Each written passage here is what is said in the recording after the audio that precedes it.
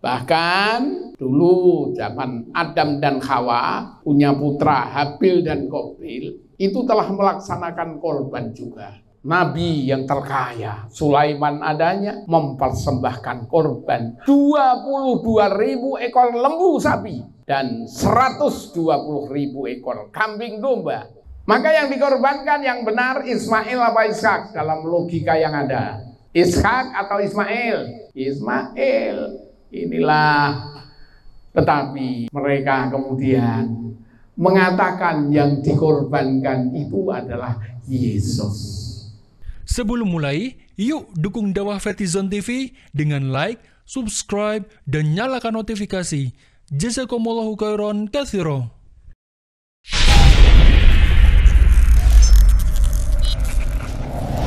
Assalamualaikum warahmatullahi wabarakatuh.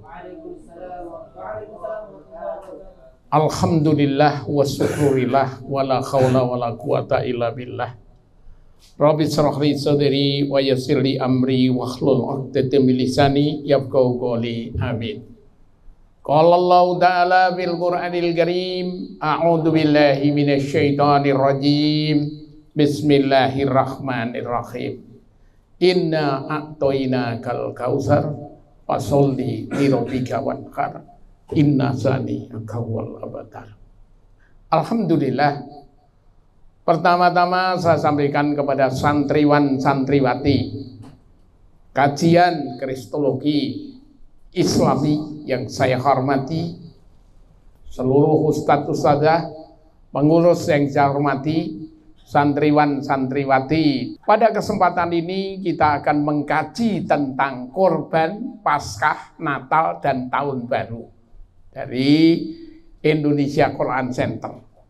Korban itu apa? Kaitannya ya, korban ini memang sungguh telah diperintahkan Allah Ta'ala dari sejak Adam alaihissalam punya anak Habil dan Qabil melaksanakan korban, dan seluruh umat, bahkan ya dalam lagu nasional yang ada disampaikan, hidup tiada mungkin tanpa pengorbanan, ya mulia adanya.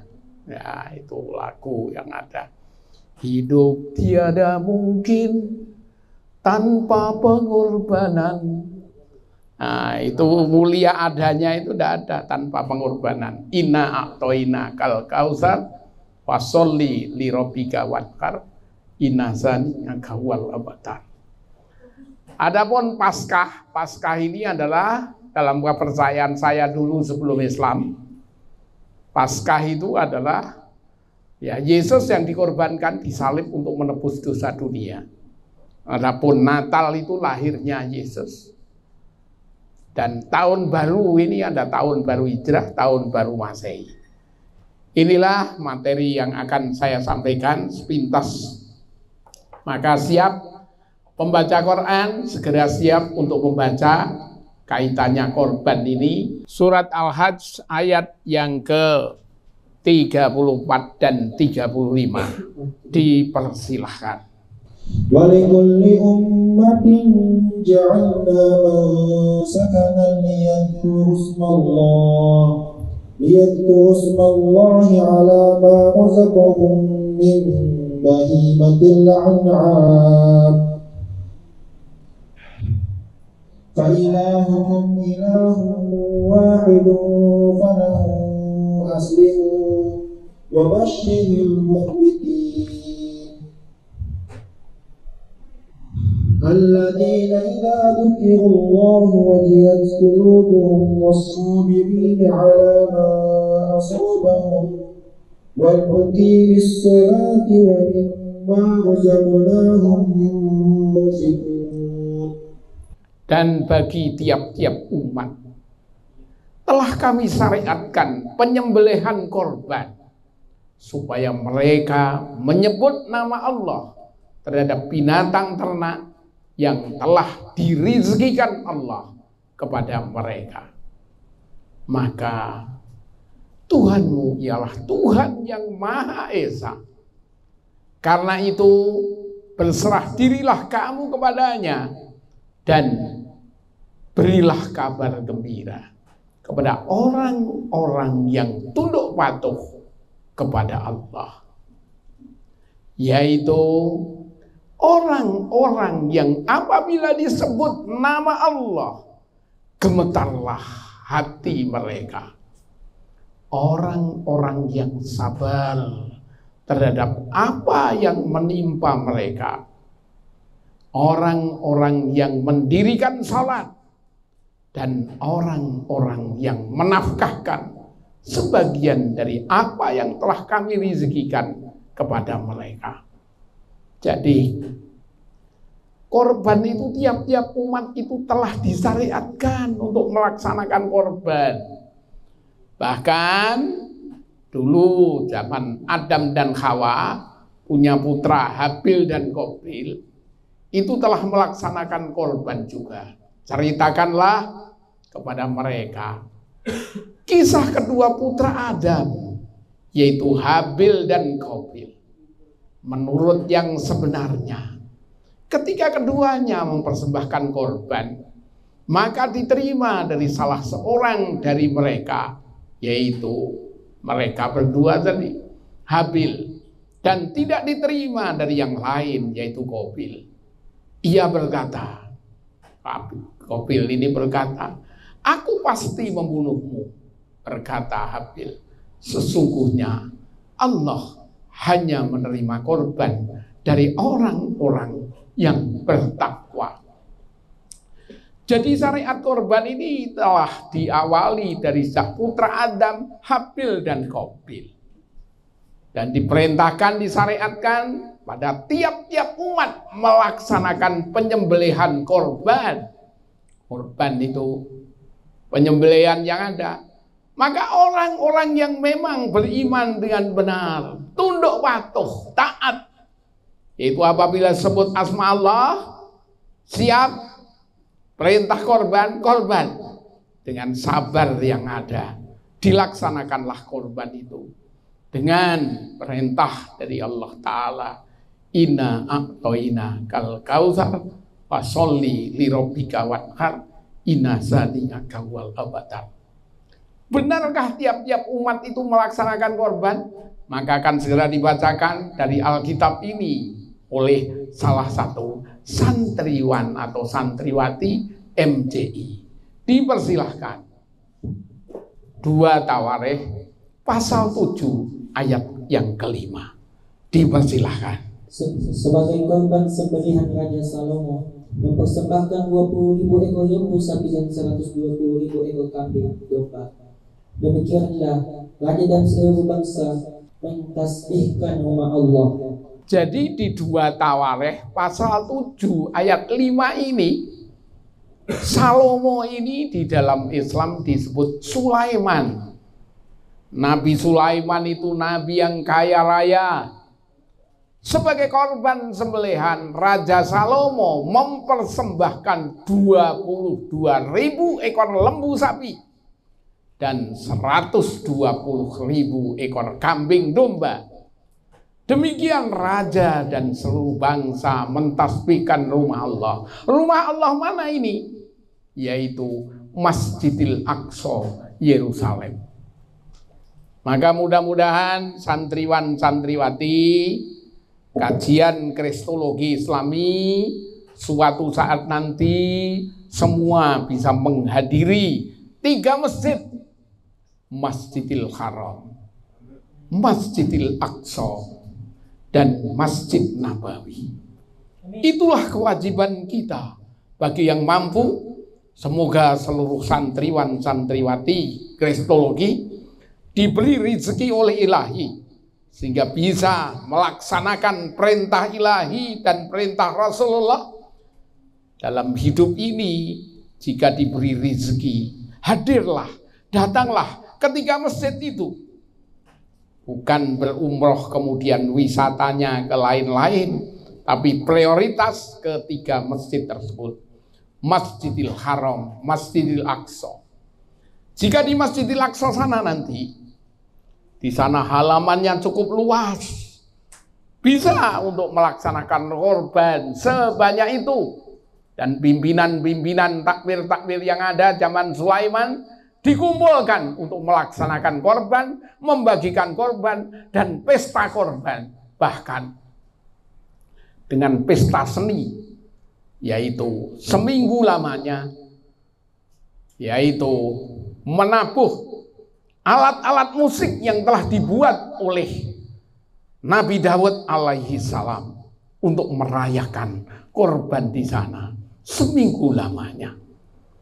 Inilah Nabi yang terkaya, Sulaiman adanya mempersembahkan korban 22.000 ekor lembu sapi dan 120.000 ekor kambing domba.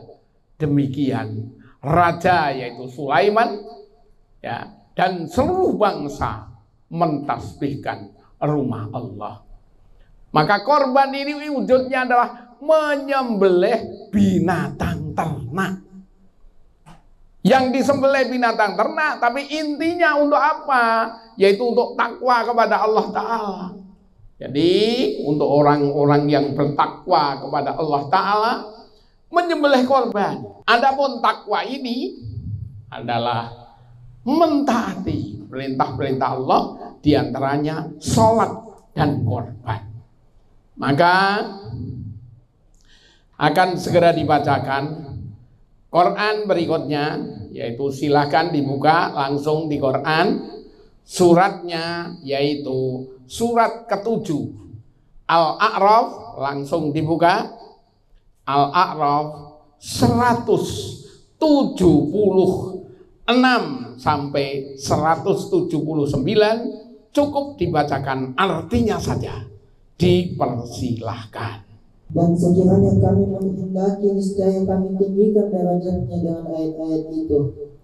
Tetapi dia cenderung kepada dunia dan mengikuti keinginannya yang rendah. Maka perumpamaannya seperti anjing, jika menghalaunya, dijulurkan lidahnya, dan jika kamu biarkannya, ia menjulurkan lidahnya juga. Demikian perumpamaan orang-orang yang mendustakan ayat-ayat kami. Maka ceritakanlah kisah-kisah itu agar mereka berpikir. Sangat buruk perumpamaan orang-orang yang mendustakan ayat-ayat kami. Mereka menzolimi diri sendiri. Barang siapa diberi petunjuk oleh Allah, maka dia yang mendapat petunjuk. Dan barang siapa yang disesatkan oleh Allah, maka mereka lah orang-orang yang merugi. Dan sungguh akan kami isi neraka jahanam banyak dari kalangan jin dan manusia. Mereka memiliki hati tetapi tidak dipergunakan untuk memahami ayat-ayat Allah. Dan mereka memiliki mata tetapi tidak dipergunakan untuk melihat tanda-tanda kekuasaan Allah. Dan mereka mempunyai telinga tapi telinganya tidak dipergunakan untuk mendengarkan ayat-ayat Allah. Mereka itu seperti hewan ternak, bahkan lebih sesat lagi. Mereka itulah orang-orang yang lengah. Itulah makna korban yang ada. Mari kita sembelih nafsu hewaniyah yang ada di setiap diri kita masing-masing. Hewan memang begitu dipanggil untuk sholat, untuk korban, tak mau juga. Walau berlimpah harta, walau berlimpah waktu, walau sehat jasmani, rohani, akal budi, lupa untuk mengaji dan bersujud kepada ilahi. Tak mau memahami ayat-ayat ilahi, tak mau mengkaji Quran, tak mau mengkaji kitab-kitab suci, tak mau melaksanakan sholat, tak mau melaksanakan korban, waktu, tenaga, biaya, pikiran, hanyalah untuk menuruti nafsu belaka. Itulah korban yang sesungguhnya adalah wujudnya hewaniyah sebagai simbol lahiriah, tetapi prakteknya mari kita sembelih ya hawa nafsu kita yang berupa kelakuan-kelakuan hewaniyah. Punya hati tak memahami ayat-ayat ilahi, punya tangan dan kaki tidak untuk ibadah berjamaah kepada ilahi, tetapi sekedar untuk menuruti nafsu diri. Itulah korban yang kita lakukan. Maka di sini Sulaiman pun melaksanakan korban. Yang inti korban yang ada mesti bukan sekedar bagi-bagi daging, tapi mesti hikmah ayat-ayat ilahi. Sehingga kalau melaksanakan korban, mestilah melaksanakan kajian-kajian kitab suci untuk menyembelih nafsu hewaniyah yang ada dalam setiap diri yang berkorban atau menerima korban, mestilah kembali kepada kitab ilahi, dzalika kitabula raiba fihi hudal lil muttaqin. Bertakwa kepada Allah Ta'ala, karena haji, sholat, korban, puasa, semua itu yang diterima karena berlandas takwa kepada Allah Ta'ala. Maka siapa yang dikorbankan? Ishak, Ismail, atau Yesus?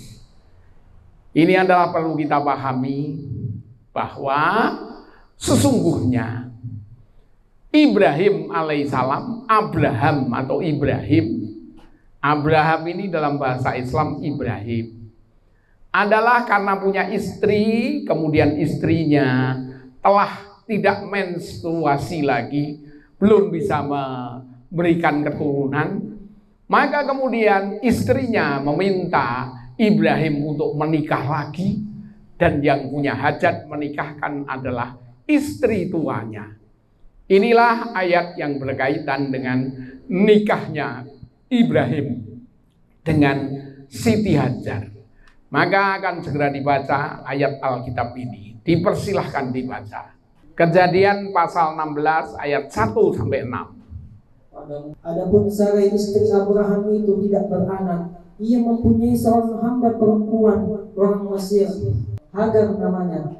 Berkatalah Sarai kepada Abraham, engkau tahu Tuhan tidak memberi aku melahirkan anak, karena itu baiklah, hampirlah hambaku itu, mungkin oleh dialah aku dapat memperoleh seorang anak.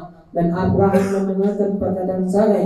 Jadi Sarai istri Abraham itu mengambil Hagar hamba orang Mesir itu, yaitu ketika Abraham telah 10 tahun tinggal di tanah Kanaan, lalu memberikannya kepada Abraham suaminya untuk menjadi istrinya. Abraham menghampiri Hagar, lalu mengandunglah perempuan itu. Ketika Hagar tahu bahwa ia mengandung, maka ia memandang rendah akan nyonyanya itu. Lalu berkata Sarai kepada Abraham, penghinaan yang berita ini adalah tanggung jawabmu. Aku yang memberikan hambaku kepada perempuanmu, tetapi baru saja ia tahu bahwa ia mengandung, ia memandang rendah akan aku. Tuhan kiranya yang menjadi hakim antara aku dan engkau. Kata Abraham kepada Sarai, hambamu itu di bawah kekuasaanmu, perbuatlah kepadanya apa yang kupandang baik. Lalu Sarai menindas Hagar sehingga ia lalu meninggalkannya. Demikian riwayat. Ketika itu istrinya yang tua namanya Hagar atau Siti Hajar meminta suaminya untuk nikah dengan mantan pembantunya, yaitu maksud saya Sarah tadi, untuk menikahi untuk suaminya Abraham menikahi Siti Hajar atau Hagar. Bahkan yang mencari Hajar atau Hagar ini, maksud saya Hagar atau Hajar ini adalah mencari istrinya, yaitu calon istrinya, yaitu ibunya Ismail. Siapa namanya ibunya Ismail? Sarai Hagar. Hagar itu Hajar, ya. Jadi maksud saya sekali lagi jangan salah saya menyampaikannya. Jadi istri yang tua dari Abraham atau Ibrahim itu Sarai. Sarah dia sampai tidak men lagi, belum bisa memberikan keturunan. Maka minta suaminya untuk nikah lagi dan dicarikan istri yang baik, solihah. Itu adalah mantan pembantunya, yaitu Siti Hajar di dalam Islam, Hagar di dalam Alkitab. Kemudian nikahlah. Yang punya hajat nikah ibu yang tua. Setelah itu punya anak, maka istri yang tua merasa tersinggung karena dia mengandung kemudian akan punya anak. Maka kemudian diserahkan kepada Ibrahim atau Abraham. Bagaimana yang terbaik? Semua itu atas kuasa Allah. Maka setelah lahir sang bayi kemudian diperintahkan oleh Allah untuk Siti Hajar dan Ismail menunggui fondasi bait Allah, yaitu Mekah Al-Mukarramah.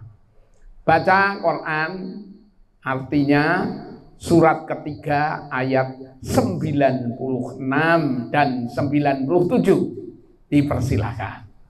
Surat Ali Imran ayat 96 dan 97. Inna awwala baitin wudi'a lin-nasi lalladzi bi Bakkata mubarakan wa hudan lil 'alamin.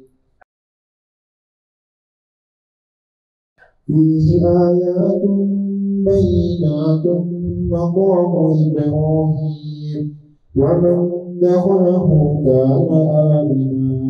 وَلِلَّهِ عَلَى النَّاسِ حِجُّ الْبَيْتِ مَنِ اسْتَطَاعَ إِلَيْهِ سَبِيلًا وَمَن كَفَرَ فَإِنَّ اللَّهَ غَنِيٌّ عَنِ الْعَالَمِينَ. Sesungguhnya rumah ibadah pertama yang dibangun untuk manusia ialah Baitullah yang di Makkah, yang diberkahi dan menjadi petunjuk bagi seluruh alam. Di sana terdapat tanda-tanda yang jelas di antara makam Ibrahim. Barang siapa yang memasukinya Baitullah amanlah dia. Dan di antara kewajiban manusia terhadap Allah adalah melaksanakan ibadah haji ke Baitullah, yaitu bagi orang-orang yang dimampukan oleh Allah Ta'ala mengadakan perjalanan menuju ke sana.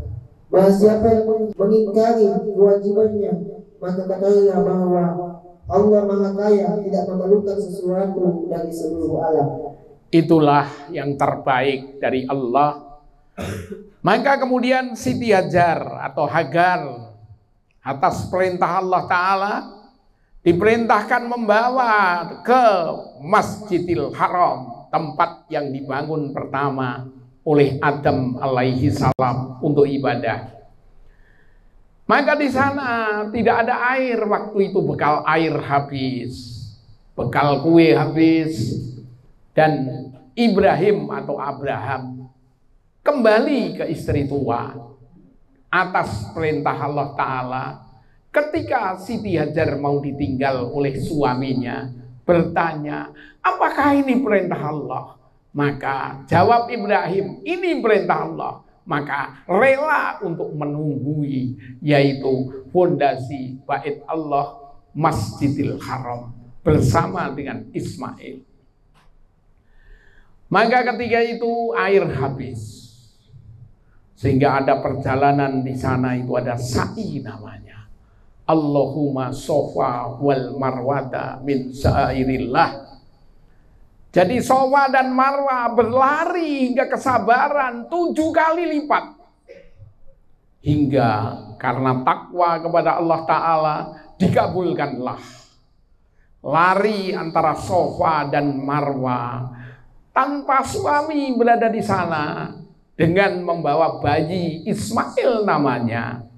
Ditaruhlah Ismail di padang pasir ketika itu, menangis sejadi-jadinya karena air susu ibu sudah tidak keluar lagi. Berlari, ikhtiar, bertakwa pada ilahi. Maka dikabulkanlah oleh Allah Ta'ala. Ud'uni astajib lakum. Berdoa, bersungguh-sungguhlah kamu, maka Allah pasti akan mengabulkan doanya orang-orang bertakwa. Silakan dibaca kembali surat 7 ayat 96. Dipersilahkan. Agar lebih jelas, jika kita ada problema, jangan lupa berserah kepadanya. Jadikan sholat dan sabar sebagai ikhtiar kita paling utama. Niscaya Allah kabulkan doa-doa kita. Ya, surat ke-7 ayat 96. Dipersilakan dibaca Quran dan artinya. Walau anna ahlal qura amanu wattaqaw lafatahna 'alaihim barakatin minas sama' لفتحنا عليهم بركات من السماء والأرض ولكن كذبوا فأخذناهم بما كانوا يكسبون. Jadi Siti Hajar bertakwa pada Allah Ta'ala, berikhtiar mencari air antara Sofa dan Marwa, sehingga kalau kita haji atau umroh ke sana, niscaya kita laksanakan sa'i, berlari ke sana kemari dalam rangka takwa pada Ilahi. Itu contoh teladan yang pasti. Maka jika kita diberi rezeki, jangan lupa hadir untuk umroh atau haji. Itu undangan dari Allah. Karena ketakwaannya dan kesabarannya, maka Allah Ta'ala mengabulkan dengan Ismail yang ditaruh di padang pasir yang ada, tinggal ikhtiar mencari air. Karena bayangan antara Sofa dan Marwa, ada air yang melimpah jika kita lihat pandangan jauh. Dikira air itu hanyalah foto morgana atau bayang-bayang air yang ada. Namun air yang sesungguhnya adalah milik Allah Ta'ala. Sehingga kaki Ismail menjejak-jejak pasir yang kemudian keluar air atas ketakwaan yang ada. Itulah kenyataan yang jadi berkah bagi seluruh alam. Hingga sekarang orang berhaji berumroh, yang lebih utama adalah membawa air Zam-Zam yang tak pernah habis airnya, walau dipakai orang seluruh dunia. Walau fitnah ada, jadi orang-orang yang tidak senang, orang-orang yang kurang akalnya, orang-orang yang bodoh di antara manusia, menganggap orang-orang berhaji dan berumroh membawa air dari sana adalah air PDAM Saudi. Ya, padahal sesungguhnya memang air Zam-Zam. Jika ada yang mengatakan itu adalah bohong, alhamdulillah, saya tahun 93 hadir di sana. Dan saya memegang sumur itu. Sungguh-sungguh sumur yang ada. 93 belum ditutup. Ketika itu saya datang dan memegang sumur Zam-Zam itu. Kemudian memang betul-betul air dari sumur sana, bukan PDAM Saudi. Itu kenyataan. Maka fitnah yang ada. Orang-orang bodoh di antara manusia menganggap berhaji dan air sumur Zam-Zam itu adalah air PDAM Saudi. Itu kata mereka, orang-orang bodoh di antara manusia. Bisa baca Al-Baqarah 142. Dipersilahkan. سيقول السفهاء من الناس ما ولاهم عن قبلتهم التي كانوا عليها قل لله المشرق والمغرب يهدي من يشاء إلى صراط مستقيم. Orang-orang yang kurang akal di antara manusia akan berkata, apakah memalingkan mereka muslim dari kiblat dahulu? Mereka berkiblat kepadanya, yaitu Mekah. Katakanlah Muhammad, milik Allah timur dan barat, Dia memberi petunjuk kepada siapa yang Ia kehendaki jalan yang lurus. Yaitu orang-orang yang kurang akal di antara manusia menuduh bahwa umat Islam ini menyembah batu Hajar Aswad atau batu Sakroh yang di Masjidil Aqsa Yerusalem. Mereka mengatakan, oh, orang Islam ini menyembah batu. Padahal batu Masjidil Haram atau batu Sakroh itu adalah benderanya orang-orang beriman. Jika orang upacara menghadap bendera, mencium bendera, bukan menyembah bendera, tapi itu adalah ketaatan kepada negara, ketaatan pada Allah Ta'ala. Di antaranya membuat kiblat dua, yaitu batu Hajar Aswad dan batu Sakroh yang di Masjidil Aqsa Yerusalem. Adapun secara lengkapnya, kalian mudah-mudahan dimudahkan Allah hadir ke sana, nanti bisa menghadiri di Masjid Qiblatain. Maka timur dan barat itu milik Allah semua. Tetapi berkiblat ke Masjidil Haram atau Masjidil Aqsa itu adalah atas perintah Allah Ta'ala dalam berbakti kepadanya, bukan menyembah batu Hajar Aswad atau batu Sakroh itu. Itulah, maka fasholli li rabbika wanhar, salatlah menghadap kiblat dan sembelihlah korban, yaitu nafsu, hawa nafsu hewaniyah yang ada pada setiap diri. Adapun siapa yang dikorbankan, Ishak, Ismail atau Yesus? Dalam pandangan Alkitab, yang dikorbankan Ibrahim atau Abraham adalah Ishak. Padahal di sini disampaikan Kejadian pasal 16 ayat 16, silahkan dibaca. Abraham berumur 86 tahun ketika Hagar melahirkan Ismail baginya. Jadi ketika Ibrahim itu berumur 86 tahun, maka ketika itu Hagar melahirkan Ismail baginya. Inilah riwayat kelahiran Ismail ketika Ibrahim berumur 86 tahun. Adapun berikutnya Kejadian pasal 21 ayat 5, dibaca berikutnya. Adapun Abraham berumur 100 tahun ketika Ishak anaknya lahir baginya. Inilah kenyataan yang ada.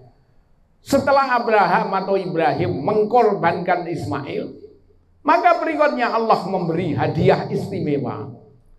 Seorang istri sudah tidak main lagi, tidak main lagi, tapi bisa memiliki anak namanya Ishak. Maka baca Quran ya, surat ke-37 ayat 112, lahirnya Ishak.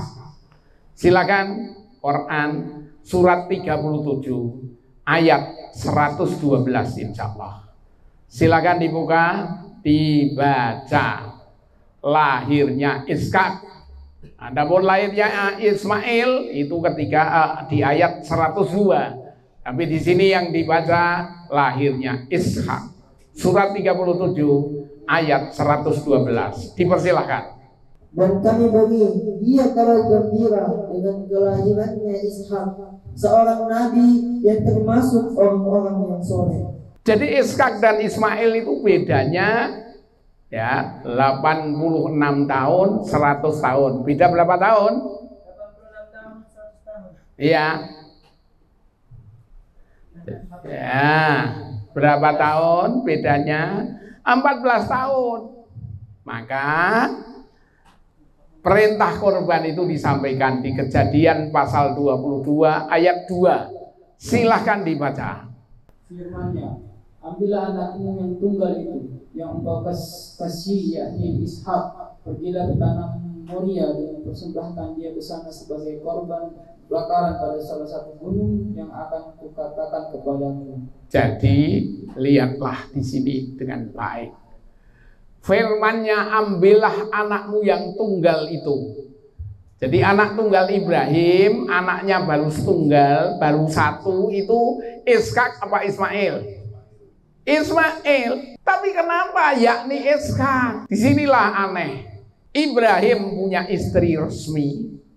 Yang pertama yaitu Siti Sarah, yang kedua adalah Siti Hajar.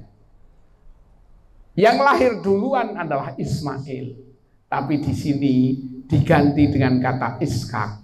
Inilah kitab yang dirubah oleh mereka dengan tangannya sendiri, diakukan dari Allah, yang namanya harusnya anak tunggal itu Ismail, tetapi dituliskan Ishak. Maka mereka punya kitab. Sebagian dirubah, ditambah, dikurangi, diganti, disembunyikan. Ini yang diganti. Yang semula mestinya Ismail secara logika, yang kemudian di sini ditulis Ishak. Maka yang dikorbankan yang benar Ismail apa Ishak dalam logika yang ada? Ya. Ishak atau Ismail? Ismail. Inilah. Tetapi mereka kemudian mengatakan yang dikorbankan itu adalah Yesus.